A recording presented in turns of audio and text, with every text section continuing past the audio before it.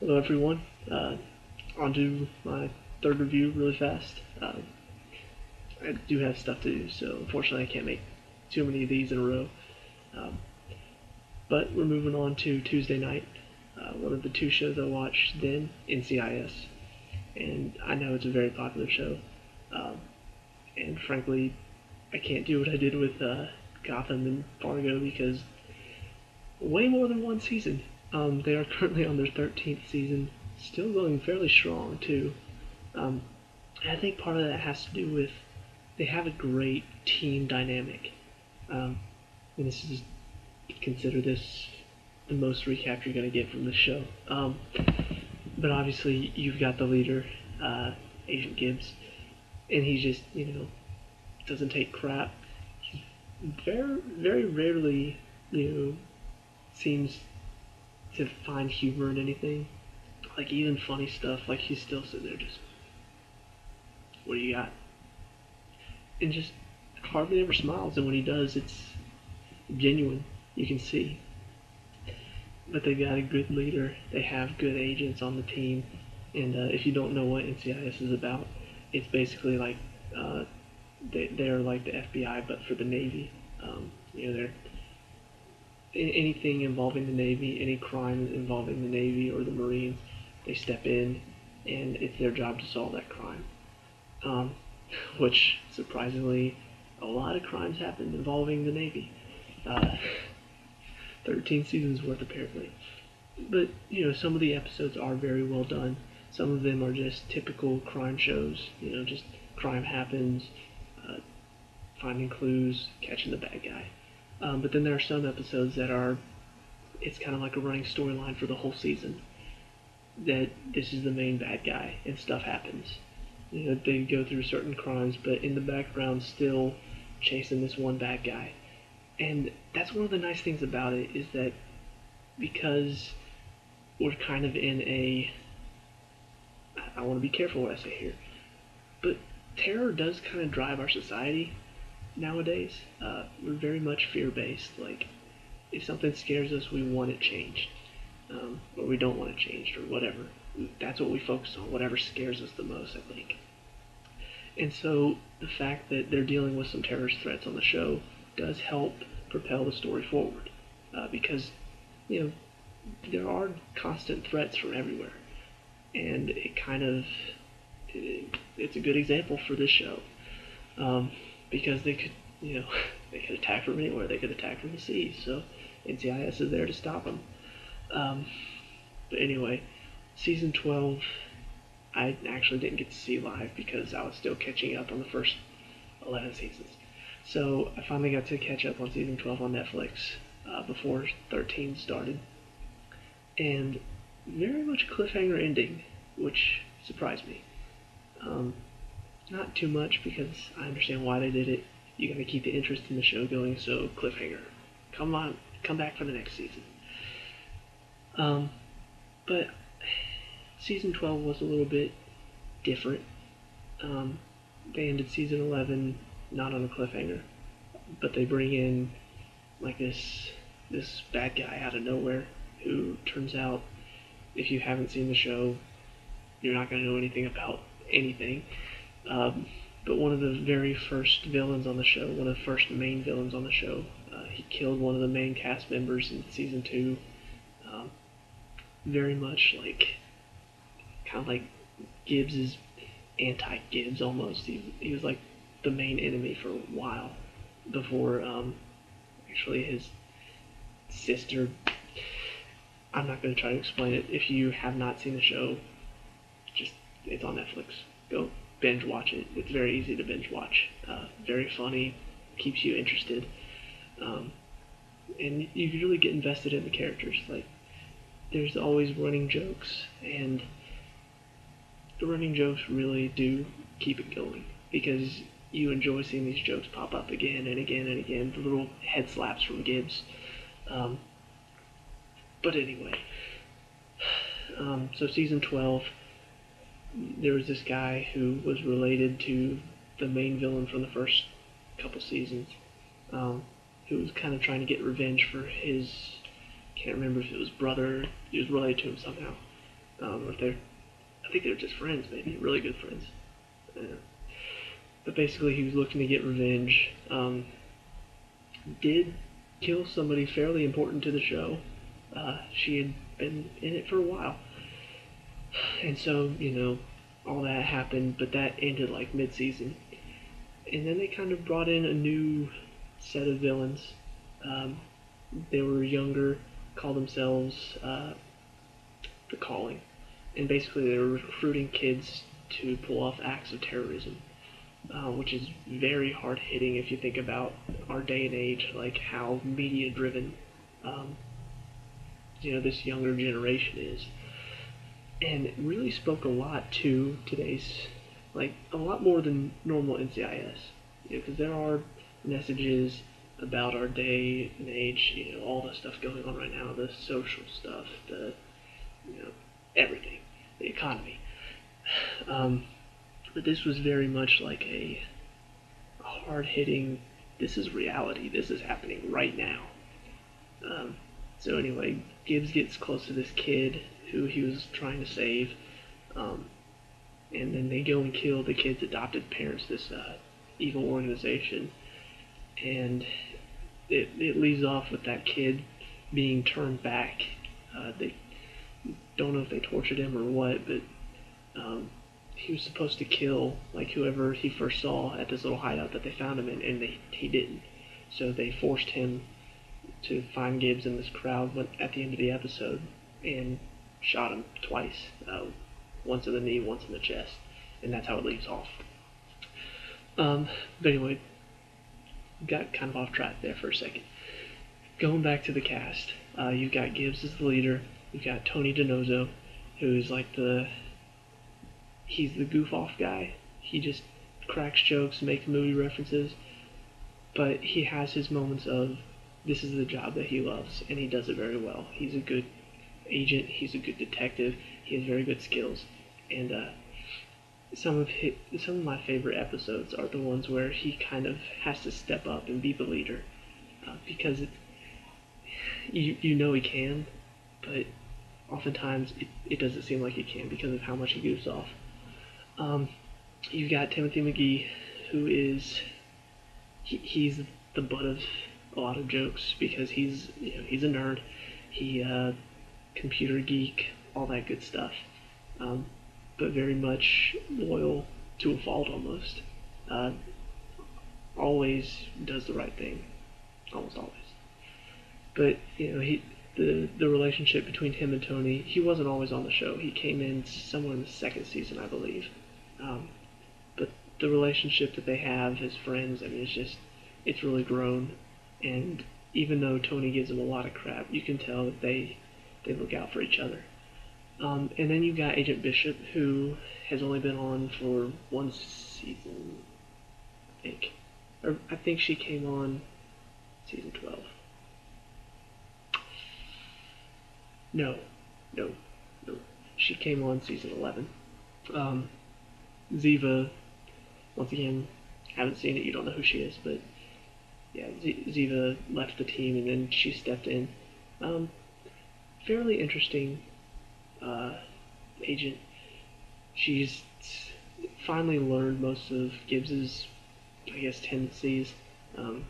There was a little bit of a spat last season because Gibbs was trying to be a little bit softer on her because he had lost many people close to him, and so he was, trying to do something different with her, but she didn't want to. She wanted the head slap. She wanted to be yelled at for messing up, and so she had really come into the team really well, I think.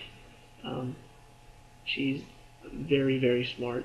She used to work for NSA, so a lot up here happens, and she's done very well in fitting into the team. I think I can't remember the actress's name. I'm not very good with actors and actresses unless they're like movie actors and actresses. But anyway, so season 13, it was a very interesting start, I thought, for the first episode, because they could have picked up where they left off with Gibbs getting shot and gone on to see what happens next. Tony and I can't remember her name, but it's Dornigan's mom. Once again, Dornigan is another agent that, spoilers, died last season. But his mom is like a super agent, and she came in to help after he died uh, last season.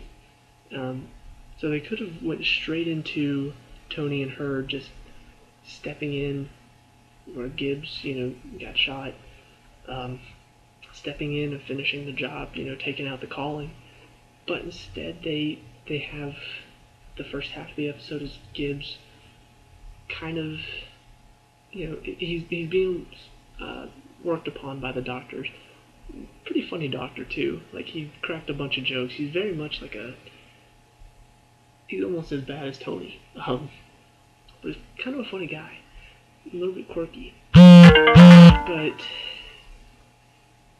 he's working on Gibbs, and Gibbs is going through one of those cliche flashback things where, he's near death and he sees his dead daughter, and he's talking to her, and there was a lot of questions going into this. I was reading that Gibbs might actually die, because there was a lot of talking that sounded like that in the very last episode, where it sounded like it may be Gibbs' last case. And I honestly thought if he didn't die that he was going to retire. But they save his life, and they actually flash forward several months, which was kind of a shock for me. I was like, wait, they didn't stop them right away? Like, what happened? But Gibbs comes back in off of field work because he's still recovering. But Director Vance, who is the director of NCIS, calls him back in because he knows that they need him. And they do very much show that Gibbs has changed. He's not as forceful, because most of the time he'd be like, "You need me out there," until Vance eventually gave in. But this time it was like Vance convinced him that he needed to stay at his desk. And honestly, like, that was it. Like, he didn't ever go out. He did do one thing, I think. It's been a while. But it was very interesting to see Gibbs kind of not force his way into the main case. And it ended up being Tony that finally put a stop to the leader of the calling. Now, whether or not they're done for good, I don't know. The main guy was like this teen named Daniel Budd, British guy, of course, because I don't know. Every evil leader of the organization needs to be a British guy, as we've learned from Bond movies. But Tony finally catches up to him and kills him. And I don't know if they're taking this anywhere, but he didn't pull out a weapon or anything. Like, he was saying stuff very cockily. Saying that even if you do catch me, it won't stop the calling. And he shoots him once in the shoulder. He's like, "Was that a threat? That sounded like a threat. Looks like I acted in self-defense." And I was like, he's straight up, like, murdering him. And of course that it does play a little bit into the second episode, where Tony and Gibbs are kind of at odds, because I think Tony feels wronged by how Gibbs is kind of handling the situation. But it was still a good ending, I think, to the calling. Tony had his moment to step up and kind of take the reins while Gibbs was out of commission. And I think they're not done with that storyline yet, because there's still a whole lot going on in the background in the next few episodes. Speaking of the next episode, I'm trying to remember it. Because the main thing I do remember it remember from it was how everybody was talking about Gibbs' new look, which was kind of funny because honestly, the new look is almost exactly the old look, just slight changes, slightly different clothes. The haircut is like up here instead of here. Um, so, it was fun seeing them talk about it, and of course it led to more Gibbs moments where he walks in as they're talking about it, and it's one of the running jokes that even 13 seasons in, I still find it funny. I'm sitting there talking, and they're talking about it, and then kind of stop. So, hello, boss. And it's still funny to me. I don't really remember the case. It was kind of forgettable.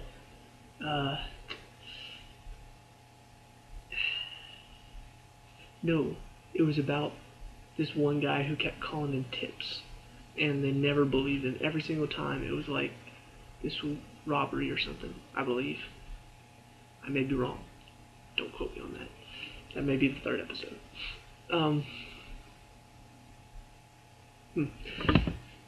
But if that is the episode I'm thinking of,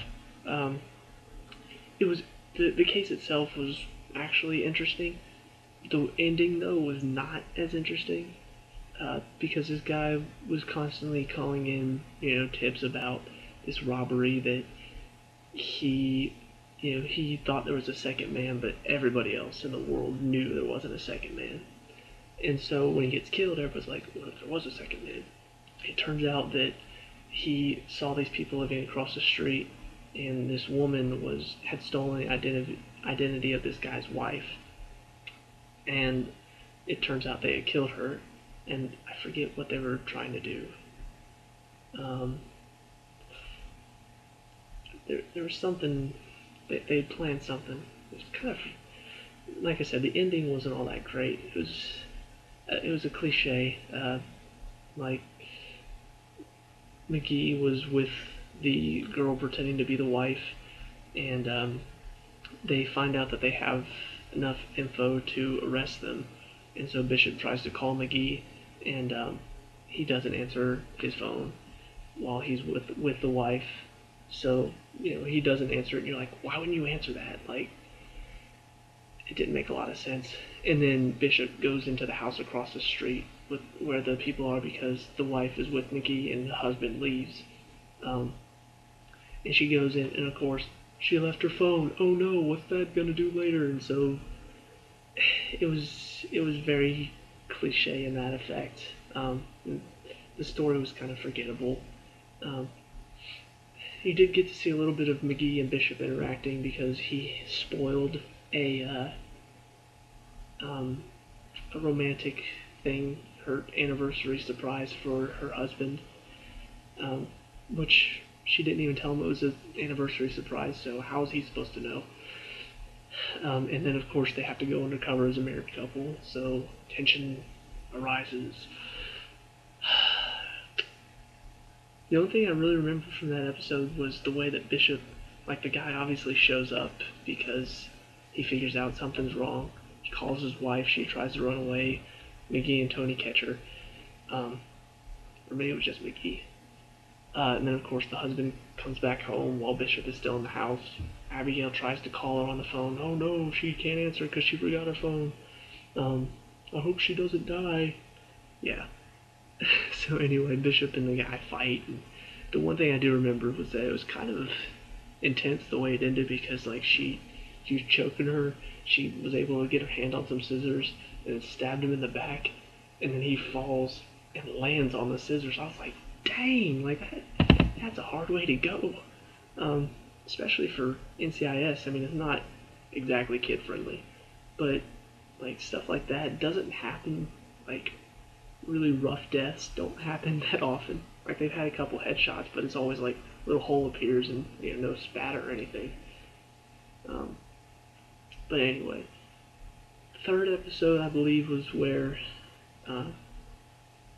Vance, the director, there's this guy who he got him put away for something, and Like the guy was saying somebody was framing him or something. I can't remember what the backstory was, but basically there was a grudge there, and it's another. It felt a little cliche, but basically the guy like tries to frame Vance for, beating him up, which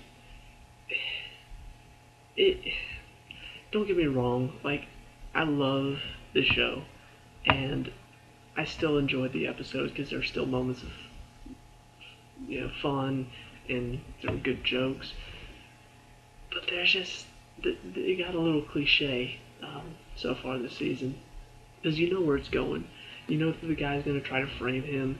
You know that somehow they're going to work around it. The Secretary of the Navy comes in and tells him to step down. You know he's not going to step down from his job.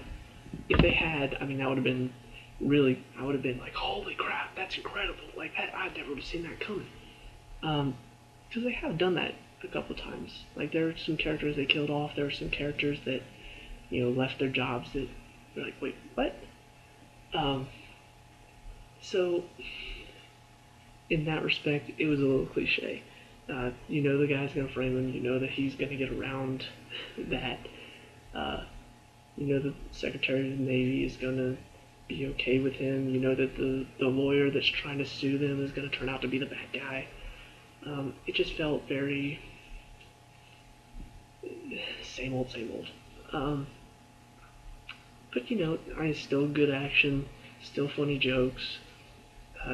Watching Vance and Gibbs like have to partner up together and go out in the field, and Gibbs get just so frustrated with Vance because he's so gung-ho about getting this guy. Funny moments. Then, let's see, last week's episode. I know I saw it,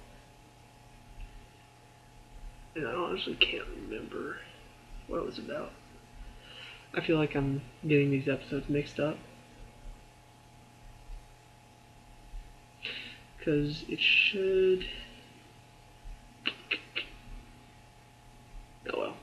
If I can't remember it, it's obviously pretty forgettable. But basically, I mean, that's kind of been the story of this season so far. I think tonight we'll have the 5th episode. But it's kind of been a forgettable season. And I don't want to, I'm not harsh on NCIS. I still love the show. All the episodes that I've watched, I have enjoyed. But, aside from a couple, the episodes I do remember, it's kind of been just, nothing too shocking, nothing too, oh, that was a great episode. It's just kind of, been another episode. And, if these episodes were happening in the first or second season, they probably had several episodes like this. But you're in season 13, so it's like if you're not doing anything different, it's kind of becoming same old. Actually, I just remembered the other episode was about this guy who, he was trying to get money from these people that were doing races. They were taking bets on races, but they were doing it out of the back of a shop, so it was illegal business. And no, that was the episode with the guy that was trying to frame Vance. See, all these episodes are... I'm trying to make 2 episodes out of 1. But, I'm still enjoying it.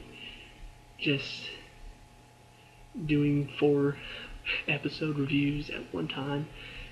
Not the smartest thing. I really should have started this earlier. So, I apologize that this review is going to be kind of cut short, because I can't remember much. But next episode next review for sure. I'm going to be 100% focused. I remember every episode, I promise, because it is my favorite show of all time. I don't want to spoil anything. Not that, if you're really watching these and you're like, oh, what's coming next? But yeah, as far as NCIS goes, still enjoying it, still finding it funny. Just it's getting a little bit same old, same old. And hopefully, they will start to find a storyline that works, because at this point, a running storyline I feel like would be the best thing for them, because they've done so many cases. This case this week, this case this week, this case this week. Oh look, the story that was started at the beginning of the season is back. They've done that so much that they've run out of cases. So all these cases now that have nothing to do with the main storyline for the season are starting to become forgettable, because it's like, I just want to get to the next episode that has to do with this thing. So ultimately, still good, just kind of forgettable. So I guess that's it for NCIS. Hopefully you guys don't hate me too much for my opinions on NCIS, but I'll see you guys in the next review.